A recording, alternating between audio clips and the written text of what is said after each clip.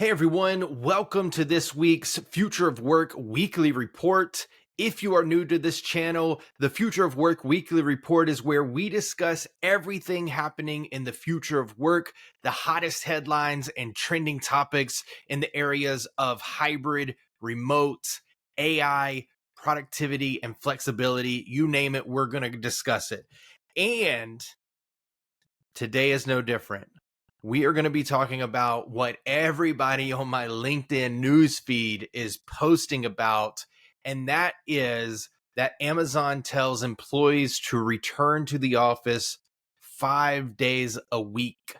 Now, if you are familiar with this channel, what I have to say today might surprise you because it's not as harsh as what I did whenever we were talking about Eric Schmidt's comments or Jamie Dimon from JP Morgan Chase.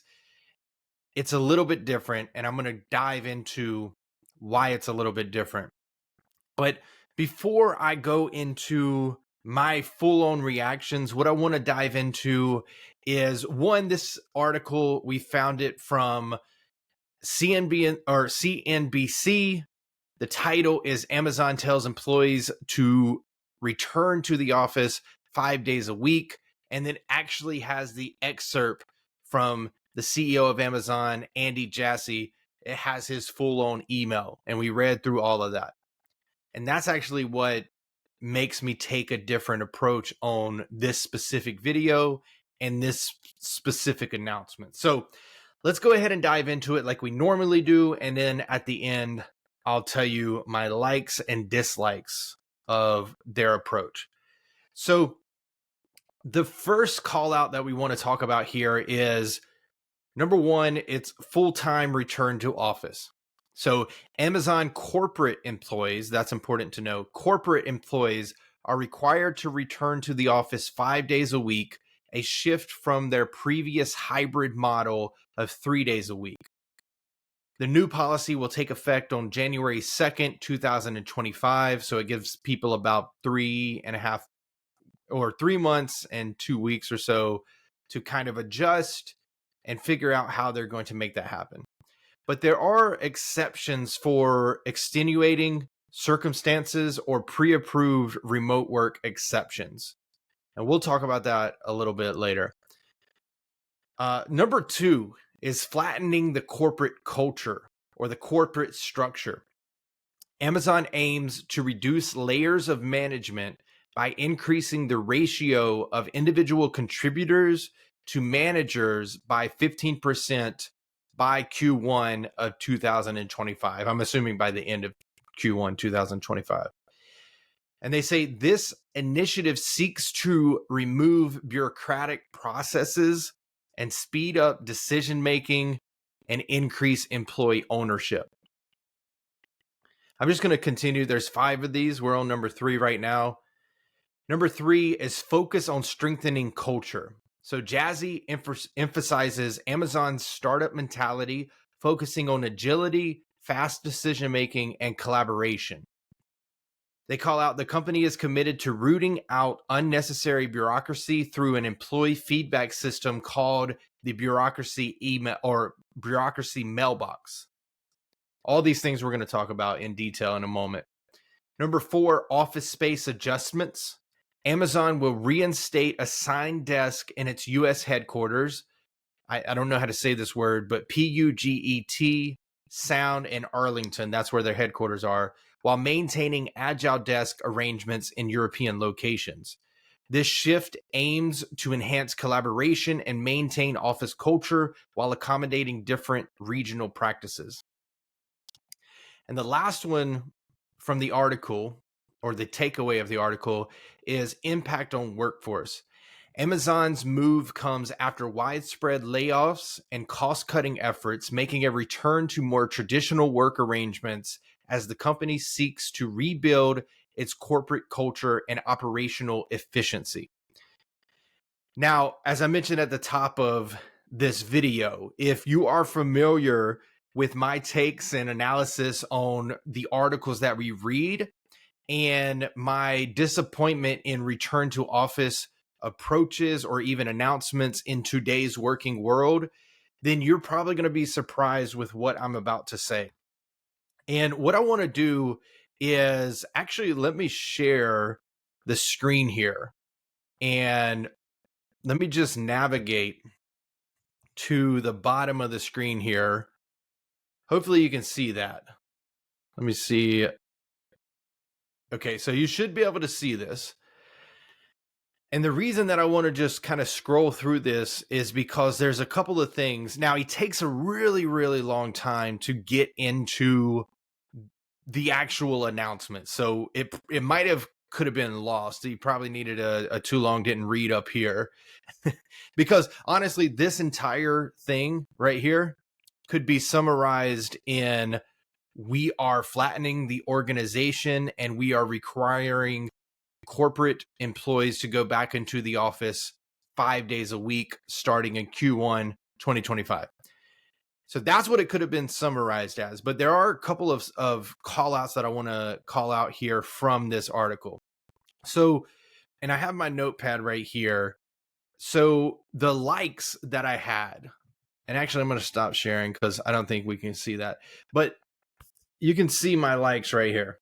And then I have dislikes underneath it. So the reason that I don't hate this approach from Andy Jassy is because there's actual thought behind the request for a return to office 5 days a week.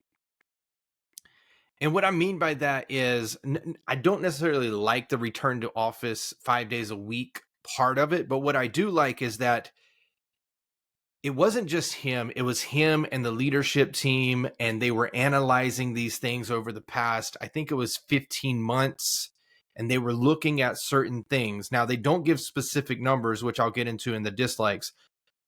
But to summarize, the reason that I don't necessarily hate this rollout from Amazon is because there is a reason behind the request, and the request or the reason is efficiency. What he said was, over the pandemic and COVID-19, they hired tons of people. And as a part of that effort to hire tons of people, there became more and more managers, middle managers specifically. And because of those managers, there were more and more bureaucracy being involved. And what I've experienced, and I've tried to avoid as a middle manager, as an executive, is to get in the way of the speed of a decision, or to get in the way of people being able to make their own decisions. Now, we will have processes, we will have structure. There might even be approval processes. Like, for example, the last company that I was in, we built out a workflow where you had to request an SE or a sales engineer, because we had 4 sales engineers that were helping 10 to 12 reps. And they also were helping people on the customer success side. And so for us to be able to manage our employees, or allocate our resources properly with enough time to really have good outcomes from the demos that we were delivering, we had to make sure that we had at least 24 hours ahead of time. And that was even pushing it, but we had to put in that process there. And so there are approval processes, but whenever it comes to middle managers, a lot of times for them to feel like they're doing what they're supposed to, they create roadblocks or challenges, whether it's subconsciously or consciously, and it slows down a lot of the efforts that we do as a team. And so that's one of the things that I did like about this, is that Jassy goes into detail on why we are thinking about doing these two things. Now, in this part, he's specifically talking more about the getting rid of managers, or decreasing the amount of managers to individual contributors ratio. The other thing that I liked about this, and these two kind of go hand in hand, is that the reason behind the management thing, like we're not talking about return to office just yet, but the reason behind that is they want to flatten the organization to be able to have higher ownership, stronger urgency, faster decision making. They want scrappiness and frugality. They want deeply connected collaborations. And so those make sense. And then to tie into that, the other thing that I liked about this is he gave a clearly defined goal for people to understand what the expectations are. Now, the dislike, just because it's tied into here, is what's going to happen to those managers that are there and they have to stop being managers? Are they going to say you can be an individual contributor, or are they going to let them go? Right? We don't know that aspect of it. So there's probably a lot of middle managers at Amazon right now freaking out a little bit, which is understandably so. So it would have been nice to understand what's going on there. Now, it did say that the S team, whatever that means, will work with XYZ, I think it was PXT team, to identify how we structure that. Now, the other thing could happen is these managers go, well, I was thinking that they could kind of be pushed into different departments or teams and so on and so forth, but I won't dig into that because that's all speculation. I don't know. It didn't say it in the call out here. So, but they did give clearly defined goals. So 15%, they want to reduce the amount of managers to individual contributor ratio, or increase it by 15%. So there's going to be more individual contributors reporting to a manager, and they want to have that done by Q1 2025. Now, the other part, in my notes, you can kind of see, I think, where is it?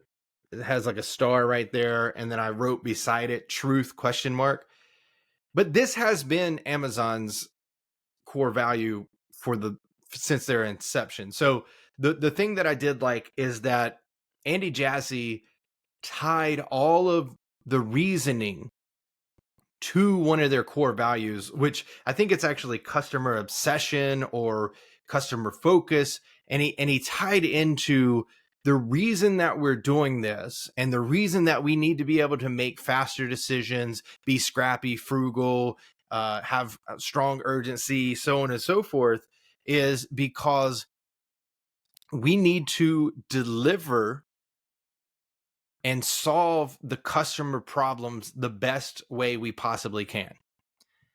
And so that being able to tie it into a core value is spot on. It makes it hard to say, oh, well, we're doing this with no purpose or no background behind it, right? And so that's one of the things that I wanted to call out that I liked here as well. The other thing is the bureaucracy inbox. Now, he said that he's going to be managing it. I think that he'll have a part of it, but I think that his team of executives, executive assistants, chiefs of staffs, they're probably going to be vetting it, and then pushing up the most pressing ones to him to review. And maybe they'll review it as a leadership team. I'm not exactly sure. But the reason that I called this out is because this is what we constantly say whenever we talk about, if you want to do an effective RTO, make sure that you're involving the employee. Because if you're not involving the employee, then you're actually kind of creating resistance as an outcome. And so now what this, and I don't think that we went into it, but the bureaucracy inbox ties into the reasoning for the org structure changes. He said that over time during those employee hirings, and we went up to 1.25 million or 1.52 million employees, there was a lot of bureaucracy that was getting involved with so many middle managers or just so many managers in general. And what that affected was their decision making. How do we get it up the ladder quicker? How do we make faster decisions? How do we become more efficient, right? And so with this bureaucracy inbox, just the ability to, or giving the employees the ability to suggest, hey, this is a process that we have and we've implemented it over COVID pandemic and recently, and it just doesn't make any sense. What he's going to do is he's going to review it, as I mentioned, in maybe a different fashion than what he put in the announcement here. But he's gonna review that, and he's gonna prioritize it based off of the company's goals, the company's strategy, the company's purpose, so on and so forth. But that gives employees the ability to be heard, to be seen. And that is a huge thing for employees, right? And I can assume, I mean, this is challenging with 150 employees in your organization, let alone 350K in the corporate office and then 1.52 million overall. I mean, this is difficult. I mean, I wouldn't even know where to start at this stage in my career, right? And so we can't look at Andy Jassy like I've seen on my LinkedIn newsfeed and just bombard him or Amazon and say we're moving backwards. We'll get to the dislikes, I promise. But let me wrap this up for the likes and then go to the dislikes. So the other part that I really liked was we mentioned, I think it might have been, yeah, it was number one, full-time return to office. So he says the new policy will take effect on January 2nd, 2025, with exceptions for extenuating circumstances. And what he calls out in the update here is he even mentions if you need to hone in on code. This is coming from somebody who used to run AWS, so he understands that environment. He says, if you need to spend 2 days at home to be less distracted and write that code, do that. That's still okay. If you have an emergency come up in your family and you need to step out, do that. That's okay. If you have already been approved and you are an exception for remote work, go ahead and do that. We're keeping that in place. So this is the thing with the headlines, right? There is a little bit of flexibility.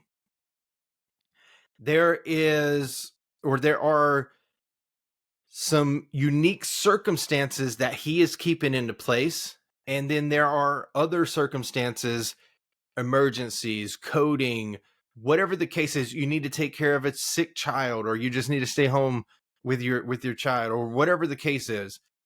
There are those circumstances, and he's keeping those in place.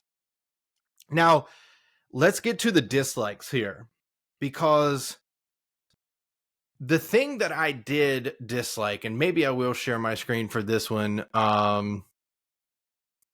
Let me share it just to see if I can get to that part so we can all look at it together. Okay, so I think around here,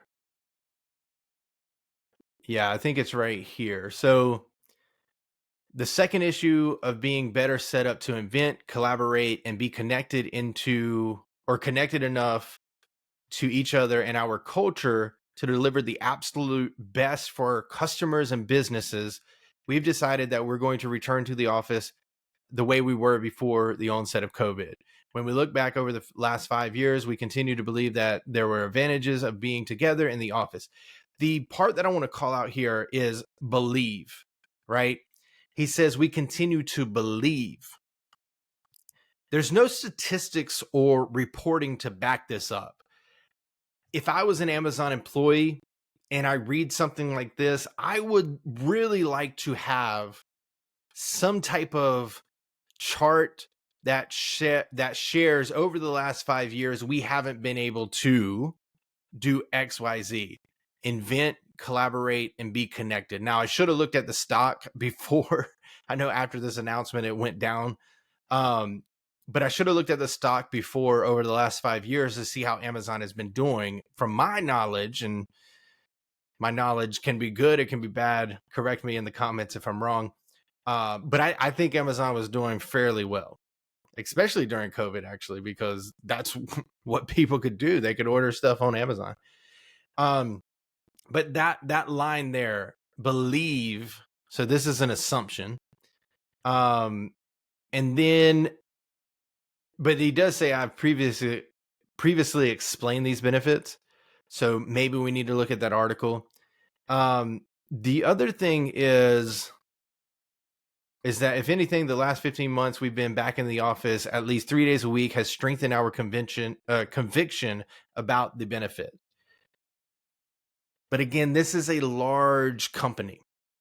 And so no matter what, whether you're working from home or you're working in the headquarters, you are going to be distributed. I mean, they have 2 headquarters already. So let alone that is already distributed, no matter which way you look at it. So the office over here in Virginia and then the office over, I think is in Washington, they're already distributed. They're remote from one another. And so if they want them to collaborate, using their standpoint here, shouldn't they combine their headquarters? I don't know. I mean, just through their logic, the answer would be yes. And yeah, so, and that was my other dislike here, is just using in person to say that they can collaborate, invent, and brainstorm better. Because there's that part right here that I overlooked. So we've observed that it's easier for our team to learn, model, practice, and strengthen our culture. Collaborating, brainstorming, and inventing are simpler and more effective. Teaching and learning from one another are more seamless, and teams tend to be better connected to one another. And that's where he says, like, in the last 15 months, we've seen that. But it all depends on the type of work that you're doing, right? And I think that that's what we have to think about here, as well as they have this global real estate and facilities. They're working on a plan. So they have an entire department on GRE, global real estate and facilities. And I know that their headquarters is fairly new in Virginia. And so they're probably not getting the money out of it that they invested in it. And so that could be another reason. This is why I do these types of videos, because one, we can't take everything as the headline at face value, right? Because if you remember, this is Amazon tells employees to return to office 5 days a week. Now that's true, but it doesn't add context. And I know that you can't write a paragraph as a headline, but the context here is that there is actual reasoning. They are trying to flatten the organization, become more efficient. They have clearly defined goals, 15% by Q1 2025. They're wrapping it into their core value, and they're getting employees involved while also with the bureaucracy mailbox, while also keeping the rationale for unique circumstances and ad hoc situations like childcare, child sick, need to code for 2 days to have less distractions. So I think, honestly, in my opinion, and this is why I was saying I was going to shock you guys if you listen to me regularly, I don't actually think that this is a terrible RTO. I believe that they tied into their main reasoning. They tied their main reasoning of efficiency, reorganization, and less bureaucracy into a return to office. And that's the part that I dislike, because there wasn't full evidence that said, working 3 days a week in the office just isn't cutting it. There wasn't evidence. And I mean, this is an organization that tracks everything from the amount of time that employees work. I mean, we've heard the bad situations in their facilities. So they have the numbers, they have the reports. And the thing that would put this to rest is if Andy Jassy put out another statement to people who are, I mean, not just to answer to us, but to give more of a reason to their employees, saying, look, over the last 15 months, we've been tracking the 3 days in office. And what we've been able to see is that before the pandemic, we had a 20% increase whenever we worked 5 days a week in the office. And since we've gone into 3 days a week, we've seen that 20% comes from communication and collaboration issues. We've been less innovative. We've been less XYZ. And here are the statistics to see it. If you want to learn more, here's the team, the data and analytics team that you can reach out to, and they'll respond to you, whether it's a phone call, an email, or a Zoom meeting, whatever the case is. But that's the biggest thing here, is that they're tying in the lack of efficiency and some of these other issues into something that they believe to be true, not something that is solidified based off of data and previous analytics that they could easily produce, in my opinion. So I'll go ahead and stop there. Again, this is a little bit different than the way that we approach the Future of Work weekly report, but I wanted to touch on this because we can't say one size fits all whenever it comes to hating on a return to office policy. And now don't get me wrong, I am not a huge fan of return to office policies, but what I have been saying over these past Future of Work weekly reports is that there is a specific way to do a return to office, and this is probably the best one that I've seen. I still think that they're going to see a lot of high turnover, and that might be what they want to see, because they're talking about managers being lessened, the organization being flattened, and those are all, and just RTOs in particular. Whenever we look at data and studies, we see that there's a significant amount of self-identified layoffs where the employees are quitting on their own whenever an RTO comes to play. And then also there's a lack of trust that builds up through an RTO. So it's going to be something that we're going to have to continue to keep an eye on and see how Amazon balances this. I think that they're taking a more structured approach than a lot of people that we've seen, like Nike. They blamed remote work. They're not necessarily blaming remote work, but it is kind of a scapegoat at the same time.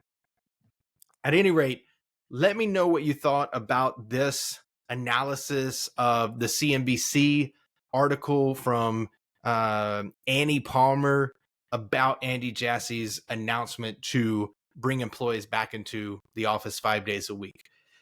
Thanks so much for watching the Future of Work Weekly Report. Be sure to like, subscribe, and share with any Future of Work pioneers, and we will see you on the next Future of Work Weekly Report.